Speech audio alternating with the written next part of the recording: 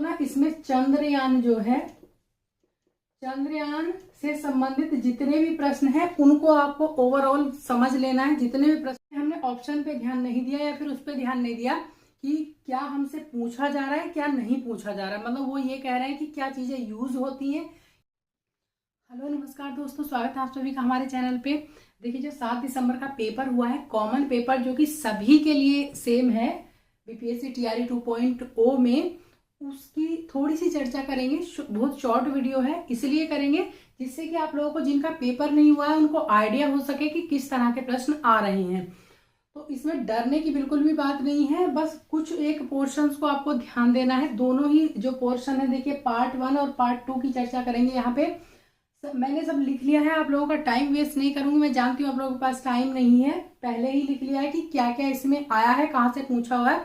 तो इसको वीडियो को बनाने का मकसद ये है कि आप लोगों को आइडिया हो जाएगा कि आपका जो क्विक रिवीजन है वो कहाँ से करना है और किस तरह के प्रश्न बन रहे हैं। जो हेड मास्टर का पेपर हुआ है, लेकिन ये कॉमन पेपर सभी के लिए है। 30 नंबर का पोर्शन ये है और 40 नंबर का ये है, सभी के लिए ये समान है। समान का मतलब ये नहीं है कि सेम प्रश्न आएंगे, लेकिन उस पे ही आधारित आते हैं, उसी तरह सा सिलेबस थोड़ा थोड़ा रहता है।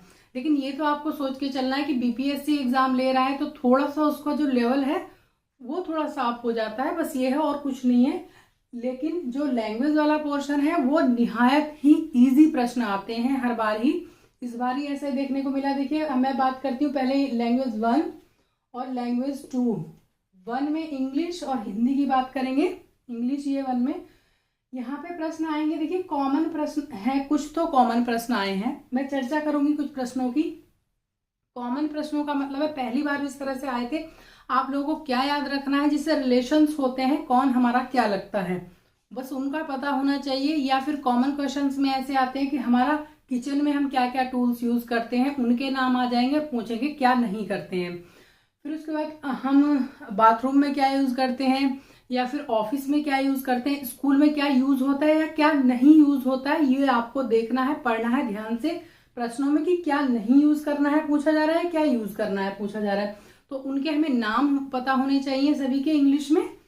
वैसे ज्यादा लोड लेने की जरूरत नहीं है, बहुत इजी प्रश्न है। फिर उसके बाद आपके आर्टिकल से प्रश्न आए थे, यहाँ पे आपके प्रीपोजिशन से प्रश्न आए थे।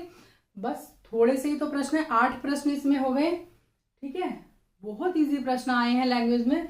फिर उसके बाद बात करते हैं लैंग्वेज 2 यानी कि हिंदी की। सर्वनाम से आपके प्रश्न आए, लिपि से प्रश्न आए आपके, और मुहावरे आए, वाक्यों के प्रकार जो होते हैं, मिश्रित वाक्य, संयुक्त वाक्य, उपसर्ग से आए, क्रिया के प्रकार, अकर्मक क्रिया, सकर्मक क्रिया, इस तरह से, अलंकार, संधि, विच्छेद, रचना, और रचनाकार आपको 1-2 आ जाएगा, ठीक है। तो इसका लोड तो लेना नहीं है, आपको 9 मार्क्स इस पे लाने हैं, बस आपको एक मोटा मोटा आइडिया लेना है। रस, छंद से भी 2 प्रश्न थे, शब्दों का अर्थ, अव्यय से प्रश्न आए।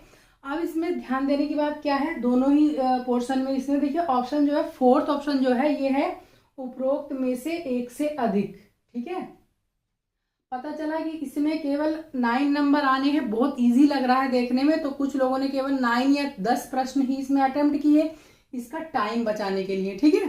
तो उसमें क्या होता है कि मान लिया इसका टाइम बचाया और इसमें बस 9 या 10 ऑप्शन हमने अटेम्प्ट किए, और इसमें हमने ऑप्शन पे ध्यान नहीं दिया या फिर उस पर ध्यान नहीं दिया कि क्या हमसे पूछा जा रहा है क्या नहीं पूछा जा रहा है, मतलब वो ये कह रहे हैं कि क्या चीजें यूज होती हैं क्या नहीं होती हैं, उस पर हमने ध्यान नहीं दिया अगर ऑप्शन पे, तो थोड़ा सा यहाँ पे गड़बड़ हो सकती है। देखिए जैसे 4th ऑप्शन है उपयुक्त में से एक से अधिक, जैसे कि बाथरूम में क्या चीजें यूज होती हैं या नहीं होती हैं, मान लिया 1 से अधिक आ गई और हमने जल्दबाजी में लगा दिया कुछ और, तो ये चीज आप लोगों को ध्यान रखनी है, थोड़ी सी बारीकी वाली चीज है। अगर 1 से अधिक आ रही है तो उस प्रश्न को ध्यान से पढ़ना है, और उपयुक्त में से कोई नहीं, वो तो आसानी से समझ में आ जाता है, लेकिन जो 4th ऑप्शन है आपको केवल ध्यान इसका रखना है, ठीक है, ज्यादा बर्डन लेने की जरूरत नहीं। अब आते हैं देखिए पार्ट 2 पे।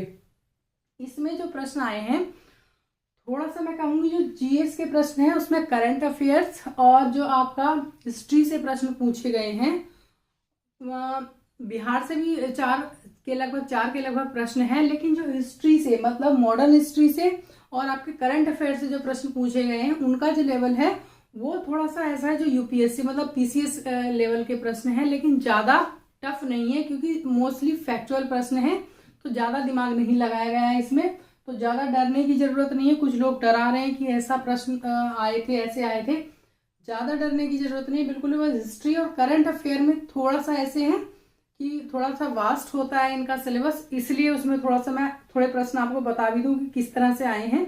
इसमें मैंने नोट नहीं किए हैं, लेकिन आपको बता दूं।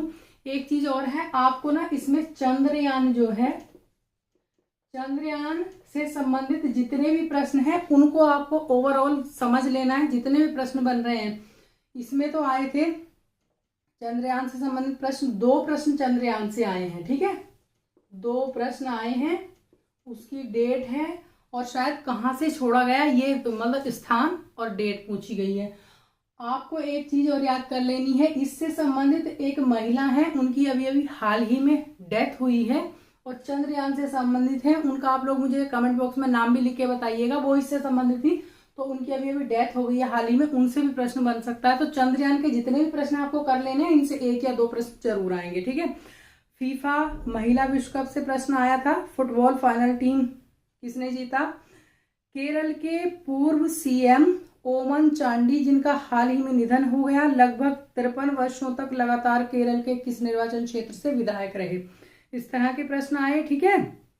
और जैसे हम देख रहे हैं कि टीचिंग का एग्जाम है, तो आपको ज्यादा प्रश्न बिहार से पूछने चाहिए, वो तो खैर वो जाने की क्यों नहीं बनाए, बिहार से ज्यादा होने चाहिए, अपने देश से ज्यादा होने चाहिए, लेकिन इन्होंने थोड़ा सा बस यही है कि जो माइंड सेट होता है उससे आदमी निकल नहीं पाता है, ठीक है, तो इसलिए उसी तरह के प्रश्न आए हैं। और अब 1-2 प्रश्न और आप लोगों के सामने रखूंगी, ज्यादा नहीं, केवल इसको डिस्कस करने का मकसद यही है कि आपको एक मोटा सा आइडिया हो जाए और आप क्विक रिवीजन कर लें उसी तरह से जैसे प्रश्न आए हैं, ठीक है। देखिए ये है, क्षय रोग मुक्त भारत अभियान के राष्ट्रीय राजदूत और निक्षय मित्र का क्या नाम है? मुख्यमंत्री M.K. स्टालिन ने कहा महाकवि सुब्रमण्यम भरथियार की प्रतिमा का अनावरण किया है? ठीक है, ये उड़ीसा के मुख्यमंत्री हैं, तो कहाँ पे किया है उन्होंने?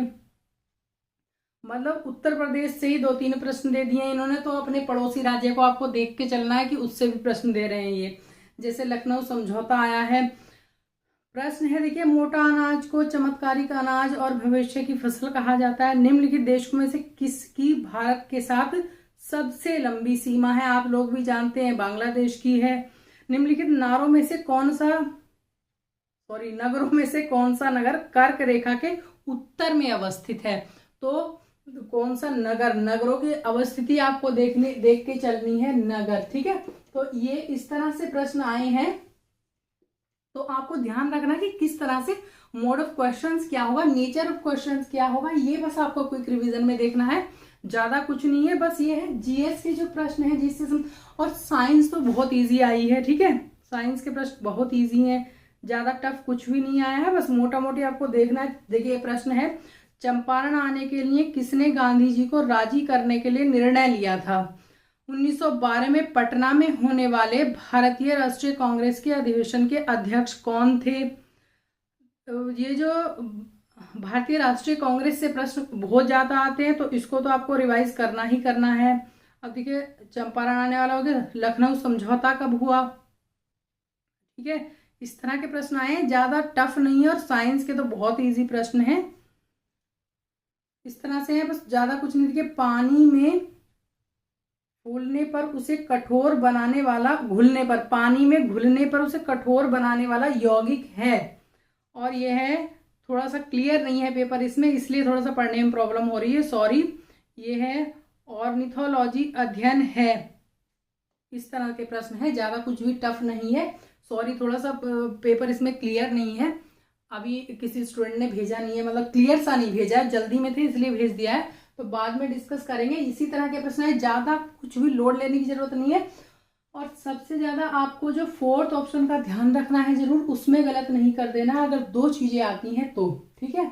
तो उसमें जो 4th ऑप्शन वैसे ज्यादा प्रॉब्लम वाला इसी में हो सकता है, और इसमें हो सकता है, इस वाले में उपरोक्त में से कोई नहीं, इसमें मोस्टली यही वाला चलेगा, या फिर इन 4था और 5वां इसमें शायद ही काम आए। हाँ 1-2 प्रश्न में ऐसा था, इनमें से एक भी नहीं, ऐसे प्रश्न इसमें से आए थे फोर्थ ऑप्शन कमी से आया था, जो जीएस वाला पोर्शन था उसमें, तो आप लोगों को ये ध्यान रखना है। बस इस वीडियो में इतना ही, आप लोगों को यही समझाने का मेरा मकसद था कि कैसे प्रश्न आ रहे हैं, तो क्विक रिवीजन आप कर लें। वीडियो देखने के लिए थैंक यू सो मच। आपका दिन शुभ हो और आपका पेपर बहुत अच्छा सा जाए, हमारी शुभकामनाएं आपके साथ हैं।